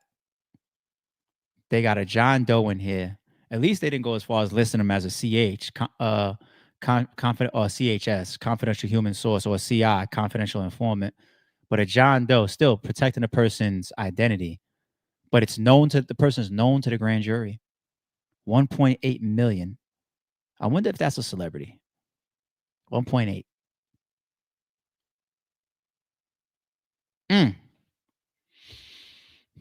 Let me see about some of this shit here with the alleged families. Received a portion of the criminal proceeds from games involving John Doe #1 on behalf of the Bonanno, Gambino, and Genovese crime families. Now, from the history of the different families of the mafia, I never knew that to be the case of how they move. Normally, what I eat don't make you shit type of thing. Like, your own families have your own systems of earning and own territories of earning. You guys may come to the table every once in a while. Make sure you guys ain't shooting each other in the foot. But This scheme, these guys allegedly collaborating within, that's just crazy to me. That would make it huge. Well, you got, obviously, because you got one person that's known to the grand jury that allegedly got frauded out of 1.8 million. So just imagine the 6 years of an operation like this, how much money in and out. Am I dramatizing this for y'all this morning or what? As another example, in or about June 2023, several of the defendants participated in rigged games in East Hampton, New York, at which they defrauded John Doe number 2 and John Doe number 3, individuals whose identities are known to the grand jury, once again, of at least $46.5 thousand and $105,000 respectively. The defendants, Lewis, Amar, John, Tony, Kenny, Osmond, Hugh, and this John, and this Nicholas, and this Robert organized and participated in the rigged games involving both John Doe 1 and 2. Shit, people. They're going through, I'm going to try to catch the numbers out of some of these. They're going through a bunch of examples to actually, I guess, strengthen this case. This one right here, 60,000. The rig shuffling machine is called John Doe 4. Okay, this one right here, 7 million. Wait, what? Overall, on approximately April 19th, one day. Oh, through the present. Okay, the rigged poker scheme caused losses of victims of at least 7.1. All right, so they got a number from 2019. That's what are we talking? 6 years plus, where just the rigged machine, I guess, clause of it is 7.1 that they've identified. That's still a lot of money. That's Fed level money. Okay, what's this one? What type of money we got in this one? We got a Doe 5 that's identified. We got a Doe 6 that's also identified in this November one. We got a Doe 7 that's identified. Continued wire fraud conspiracy. Oh man, that blue collar level shit is football numbers too. Wire fraud. Oh man. Names. Together with others, did knowingly and intentionally conspire to devise a scheme and artifice to defraud the victims, including Doe 1, 2, and 3, and 4, to obtain money and property from the victims. What is that? Somebody at the table running out of money and putting their Rolex down? What you mean, and property? Damn.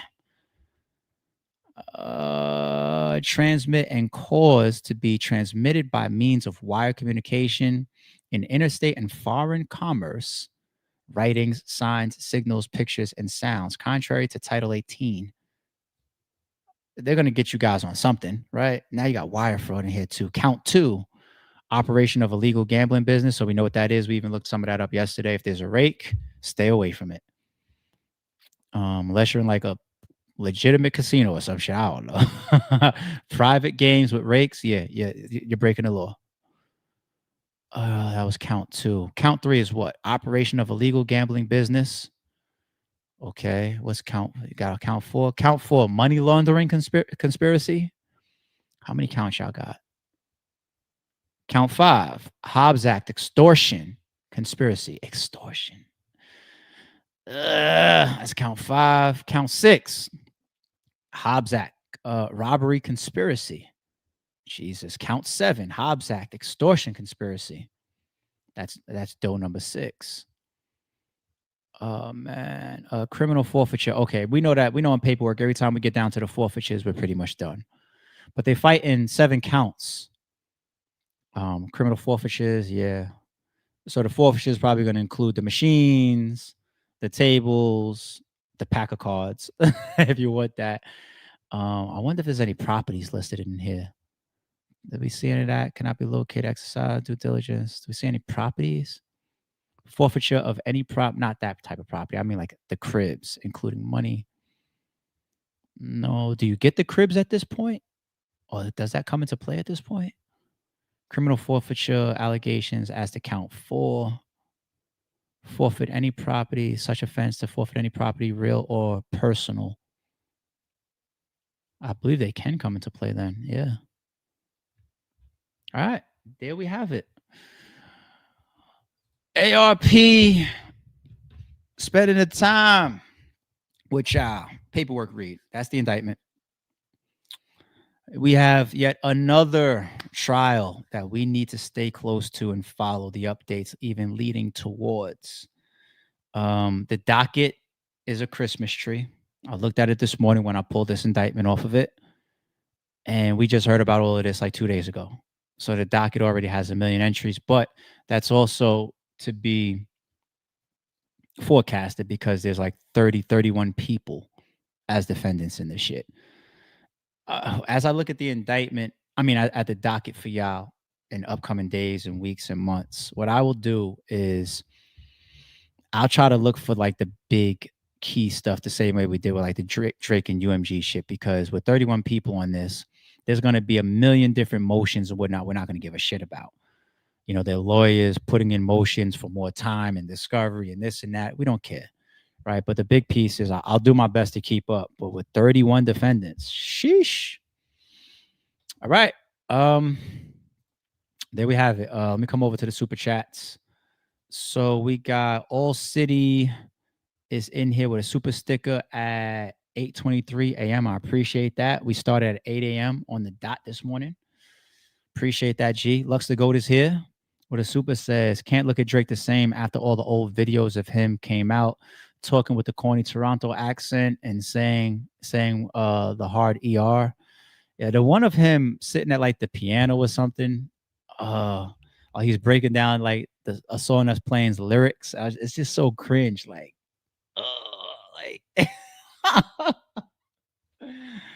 it's Drake, man. I'm here for the music. You know, other than that, it is what it is. Lux the Goat also said, ARP, okay, but I'm on stream. What did I do? Oh, what did you mean when I said Lux's name earlier? So y'all could or could not confuse this with Loaded Lux. I'll let y'all decide. Shout out to Lux the Goat in the building, though. Misha's here, says, need a 360 of that hat.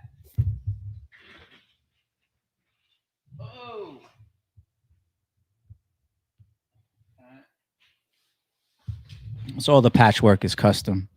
And like I said, because it was one of one, I asked the girl that made it to sign underneath the brim. Right. Oh, the fucking flip camera. Right there. Right there. I got 2 of these.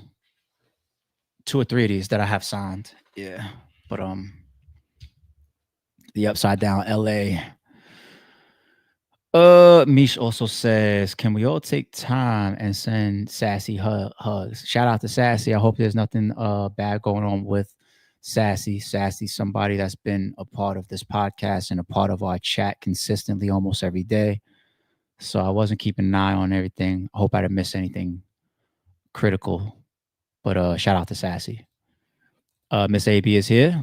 She says, good morning. They have gambling easily accessible to everyone that it would be foolish to believe that the actual players wouldn't become a part of the scheme to get ahead themselves. It's all illegal, but true. When I say money is the root of all, like, stem back to that too. You saw Shaq's take. Shaq was just like, when he's talking about Terry and Chauncey Billups, he's like, you make $9 million a year.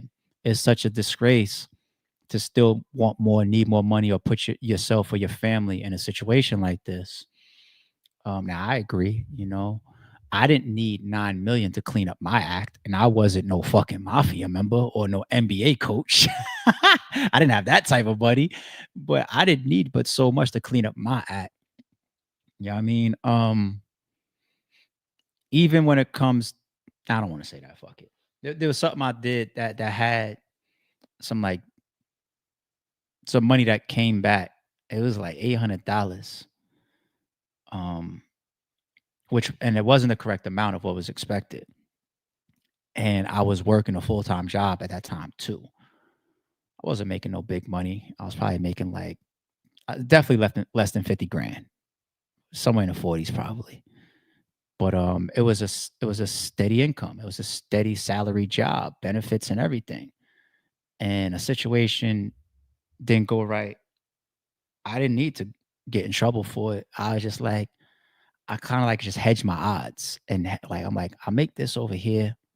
Like early on, we already having issues. And it's just like, I'm out. I'm gonna go over here and I'm gonna keep waking my ass up and take my ass to work every morning. And once again, it's even the greed of the money. It's like you got a paying job, ARP. Like it's like I said, it was only like 40 something grand at the time, but I got stuff going on. Like that's still giving me financial stability. I'm able to pay my bills, the bills that I had at that time. So why do you jump over there and do this other stuff? Greed is one. For some people, it's the rush. For some people, they're literally helping friends. I've kind of been to a degree in that before. Some people may have did that before they set straight and they still kept one foot in. It's all these different factors. So only the Chauncey Billups of the world could be the coach of an NBA team and explain why he's running around with these type of people and being a part of or allegedly quarterbacking illegal poker games. Only he could explain that. But one thing is when we do say that root of everything, damn near evil, money, you can give somebody 9 million, 900 million. They want more. They want more. Nobody's ever fulfilled. And even if you're not fulfilled, you end up having these lifestyles that add on. So you're not going to find somebody that makes $500 million annually, but lives $100,000 lifestyle, $100,000 per year lifestyle.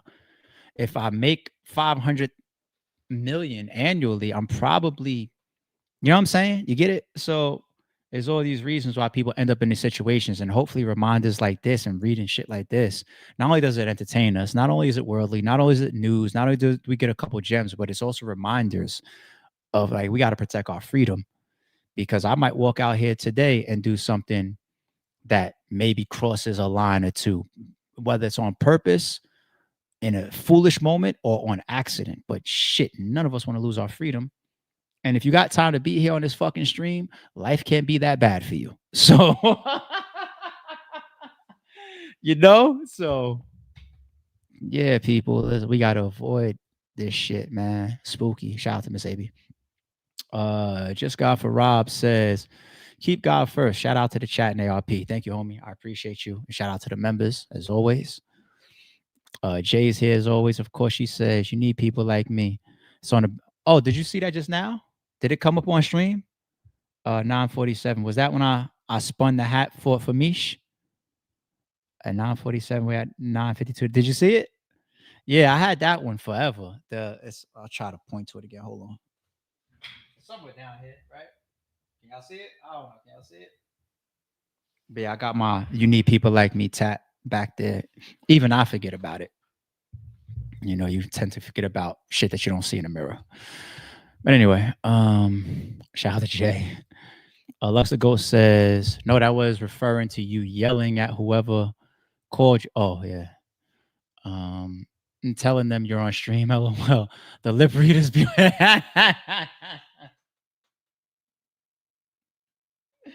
because everybody knows what everybody on my inner circle knows when I'm on stream. So if you call me with something stupid, I'm gonna be mad. Shout out to the lip readers of the chat.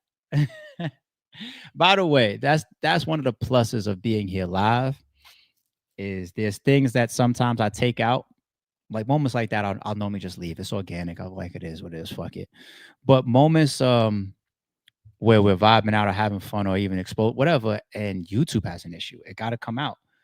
Like I was playing it early, and I was thinking to myself, this Quilly piece when we're playing AR Ab, the music behind him, YouTube might have a problem with this video when it's done, when the live is done, which means that piece got to get clipped out. But if you wanted to catch that piece of the, our joint today, our news today, you had to be here live.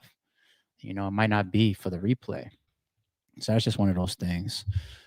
KX says, KX gifted a membership at 9:53. Thank you, KX. Our members in the building holding us down. Shout out to the green team. Thank you, homie. What do I got going on today? So let me look at my phone again real quick because my contractors told me that they would be here this morning. Oh shit, I just found it 52 minutes ago. Good morning. I'll arrive at you by 10:15. Look at that. Caught it in the morning. Let me text back. Gotcha. See you then. It's my contractor.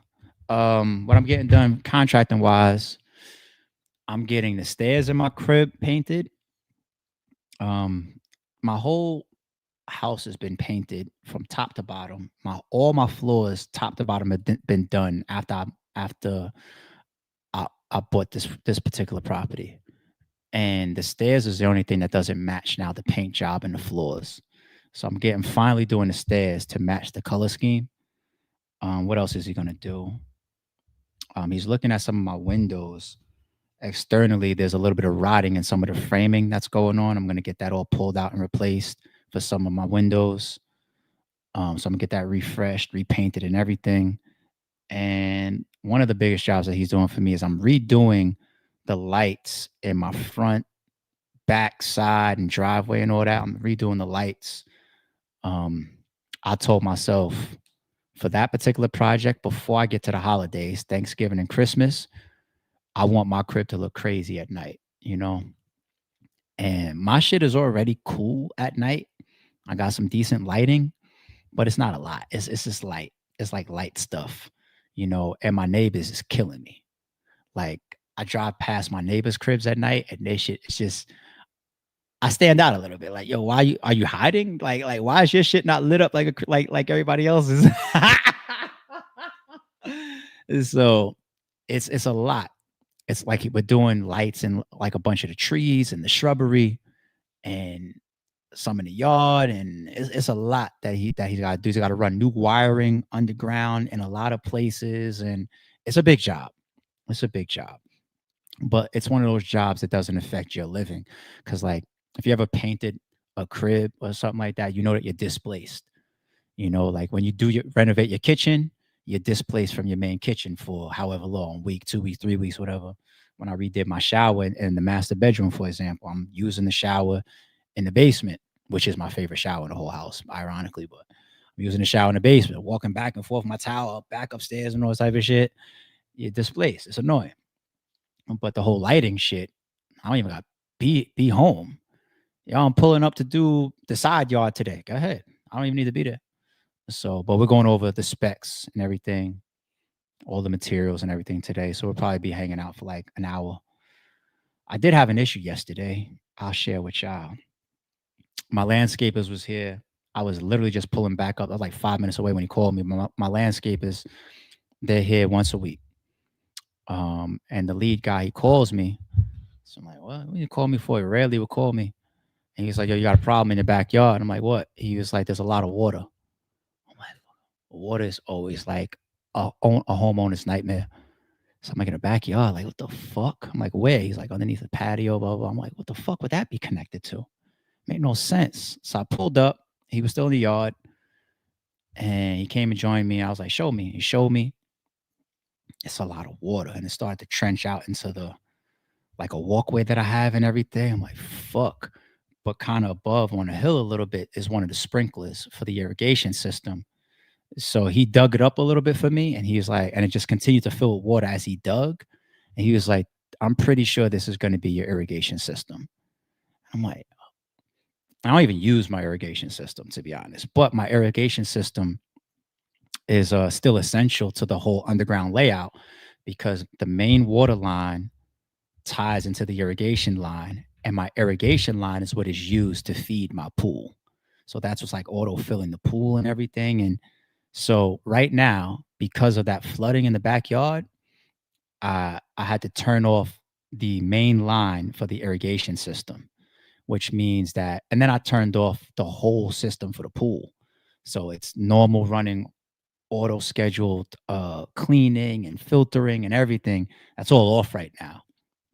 I text my irrigation guy, and he was like, I'll make it to you next week. And I was just like, yeah. So I'm definitely just going to turn everything off now, because I can't continue to have the possible flooding from that while he gets here, like, let's say Monday, Tuesday, Wednesday. Can't do it. Can't fucking do it.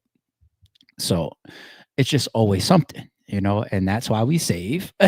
And that's why, you got to put money to the side. And that's why you got to be prepared. You got to have your credit cards and shit like that. Be ready to swipe some shit when shit pops up. It's all part of the game, and the only reason I know all this shit about the main water line and all that irrigation line, all that shit is from when I told you I had to redo my main water line. And that was like a quick 10, 11, 12, if I remember correctly, some shit like that. But when they did the main water line, their job is not to tie in anything that ties into it. They just replace the line and then they walk away. So it's got the irrigation had to come back, re-tie in, recut into that, So now I know about that. You know what I mean? And it's funny because my main line cut off for the irrigation and the water line coming up to the house, it's like fucking half a football field away from me. Like I wouldn't even know that it's there unless the irrigation and the plumbers and the main water line guys and all that showed me that shit. Like, oh shit is all the way down here. Damn. How do my neighbors not get confused like this is their shit? Anyway.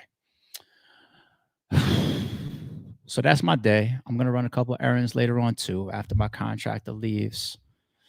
I'm gonna do a little bit of work. I'm feed up by 5 p.m. though. My day is done by 5 p.m. and that's being nice. I'm gonna order me a nice big meal off of Grubhub, something I ain't eaten in a while, and I'm gonna be chilling. If there was something in the theaters I wanted to see, I would go check something out today. But my afternoon is open, and tomorrow is football. So that's my day. Ethan says, talk that homeowner shit, ARP. I'm telling you, man, I've been a homeowner since I was 19. So I learned a lot over the years. It's a lot of responsibility, but the dividends for being a homeowner, the tax write-offs that you get, the equity that you build, it's just a lot. It's just a lot, There are justified causes for people that move quick or move around a lot. I don't know where they're going to be in the next 3 to 5 years to rent. There's a bunch of reasons to rent. But if you have the opportunity, the name of the game is owning, period. Like I said, I've been an owner since I was 19 years old. So I know a lot of the ins and outs. All right, y'all ready to get up out of here? Enjoy y'all Saturday. And in case or unless something crazy happens, I'll see y'all bright and early tomorrow morning, all right? Probably around the 8 a.m.-ish time because I'm not going out tonight or nothing like that. So I can see myself waking up early as shit, 4 or 5 o'clock this morning and doing a bunch of shit prior to cutting the stream on the way I did today. I said, I'm going to push it out to 8. I wasn't late or nothing like that. I just pushed it out to 8 because, we're not a scripted time on Saturdays and Sundays. So I'll probably do the same tomorrow. Keep an eye out. All right, y'all, we out. Don't confuse silence with work ethic. I'm a boss, making decisions my first fetish. The verse cherished is perfect, that's a reverse blemish. I dropped it, connected the block, learn Tetris. This is the Sorry Street Podcast. Welcome to the house of. And shout out to the members. Without my thing, still got a gun.